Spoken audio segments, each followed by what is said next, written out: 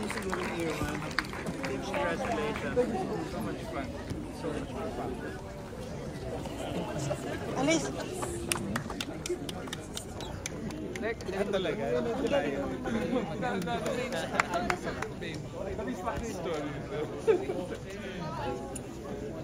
Sige. Congrats.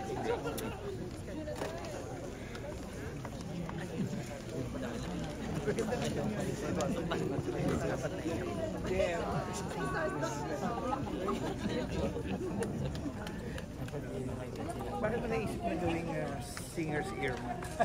Part mo ng character pa naman. Hindi kaya bakit siya naisip mo for the character? Ano lang?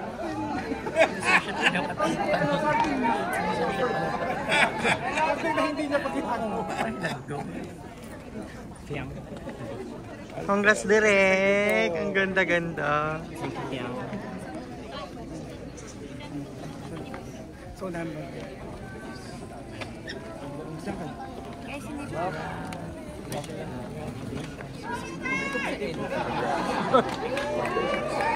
Jonathan!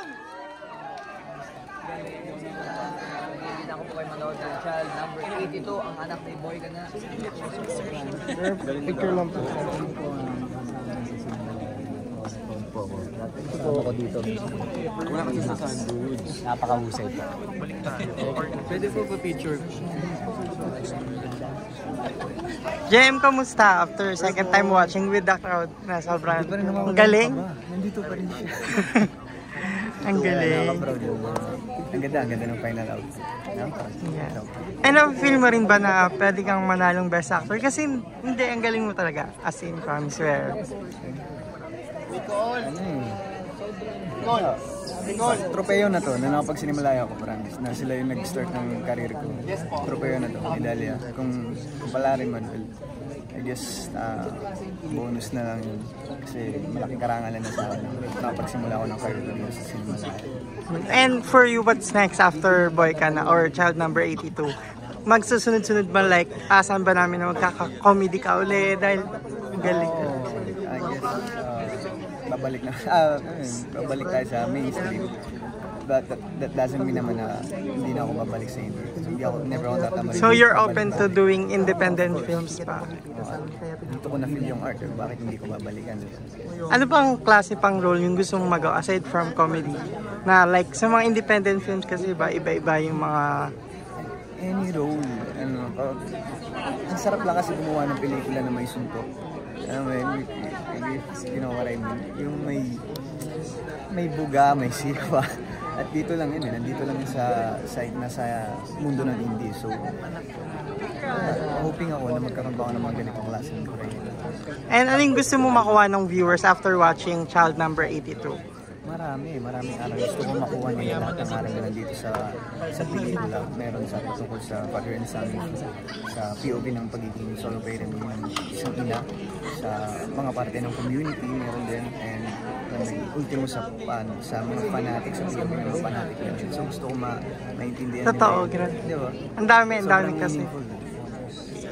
And nabanggit mo na rin kasi kay ni Fiang. So what's next sa inyo ni Fiang? Aside from yung ghosting, next sa inyo ni Fiang project? Since yung ghosting, diba, magkakaroon ng part 2. Ayun, maaabangan nyo rin kami ni Fiang sa MMFF, sa Shake Rather and Roll. And marami pa, hindi pa lang pwedeng i-announce. Hindi pa pwede. Ayan. So yeah, invite everyone na lang to watch Ghost. Sorry, yeah. Sa mga hindi po nakapanood, maaari nyo na po panoorin ng Child Number 82, anak ni Boy Ka Na, sa Sinimalaya 2095. And of course, supportahan nyo na rin po ang buong line natin Sinimalaya this season. Sorry guys. Congratulations again, JM. Trabaho lahat pinapantayan mo. Marunong siyang makisama. Yun ang importante. Last na lang. Kasi he looks up to you daw, sabi niya. Yung ano ba, may mga pointers ka ba sa kanya in terms of acting, in terms of pakikisama sa industriya, may mga ganun ka bang shinare sa kanya? Naalala ko may sinabi ako kasi mahihain siya eh. So, sabi ko sa industry natin, mahirap maging mahihain kasi nagiging iba yung impression ng tao. Parang pwedeng isipin suplado ka. Diba? Baka ganun ang intindi. Pero sa totoo, mahihain talaga yung bata. Siyempre, baguhan, diba? So, nangangapa. So, sinabihan ko lang siya, sabi ko, kahit mahirap para sa'yo na maging mahiya, kailangan mo talagang makisama.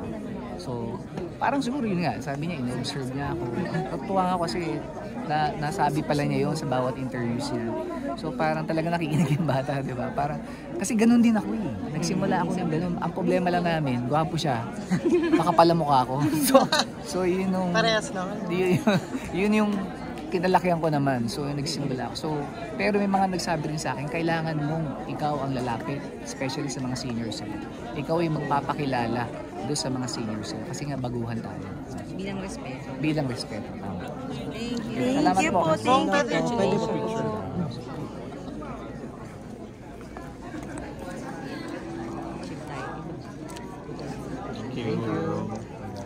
Buong question din.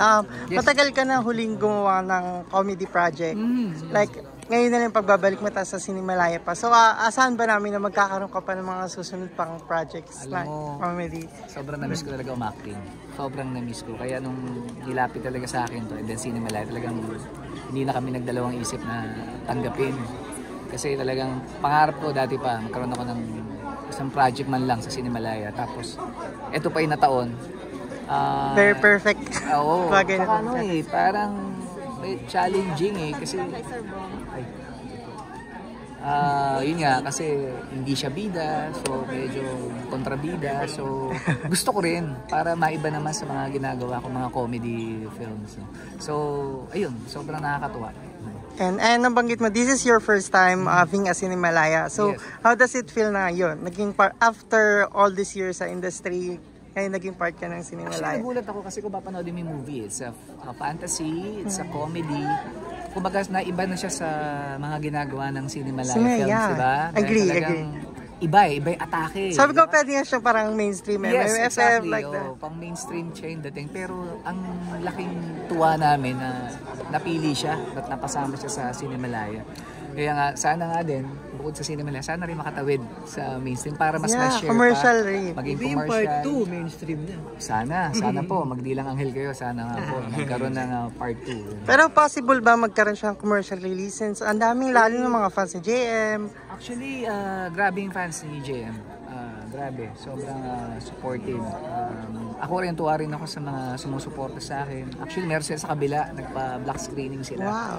Kumbaga yung suporta nila, tumawid kay JM. Kaya natutuwa ako. And sana nga, pinag-usapan makatawid sana sa mainstream. Siyempre, gusto rin ng producer yon, diba? Para din, kasi siyempre, ang Cinemalaya, alam mo, sayang nga dahil ang gaganda ng mga pelikula ng Cinemalaya tapos meron lang silang araw. Yun nga. Araw lang. Isang linggo actually. Isang linggo. So, nakakahinayang na sana. Ang gaganda ng mga pelikula, ang dami mga bagong artista, ang dami magagaling na artista, pati director, writer. Sana mas bigyan pa ng oras, di ba? Bigyan pa ng araw para mas marami pang makapanood. And nag-expect ka rin po ba ng awards dito sa Wala na ako, hindi na for ako child now rated? Ako nagpapasalamat kung meron, di ba? Pero hindi ko na hinahangad. Basta ako mabigay ko lang yung best ko sa lahat ng mga ginagawa kong proyekto. Ayan. And ano po yung gusto niyo makuha ng taong message sa character niyo po dito as boy ka na and also sa story? Siguro yung sino yung mga nakikilala mo, yung matagal mong kasama, yun ang paniwalaan mo. Kasi iba kwento lang di ba? Meron ka idolo, meron nangangako sa'yo, iba-iba Pero hindi mo naman nakakilala. Tapos sa huli magsisisi ka. Kapag niniwala mo, superhero, pero sa totoong buhay Bida kontrabida ka dito. Wala pala. Yes po, opo. Kaya po natutuwa po ako sa aking karakter. Kaya yung mas malapit sa buhay mo, tulad ng nanay mo, mga magulang mo, yun ang mas mahalin mo. Kasi yung kilala mo yung mula bata ka. Diba? Kasi hinahangad mo, iniidolo mo ang pagkatao pala sa totoong buhay malayo pala sa pagkakakilala mo sa kanya. Yan. And Sir Bong, kamusta naman po katrabaho si JM? Since as a bagong, at this is first lead role niya talaga Napakabait na bata, napaka-professional. So wala akong masabi. So lahat ng mga ina-advise sa kanya, lahat ginagawa niya. Nakikinig siya, tsaka mukhang mahaba ang PC at magiging buhay sa artista ng batang.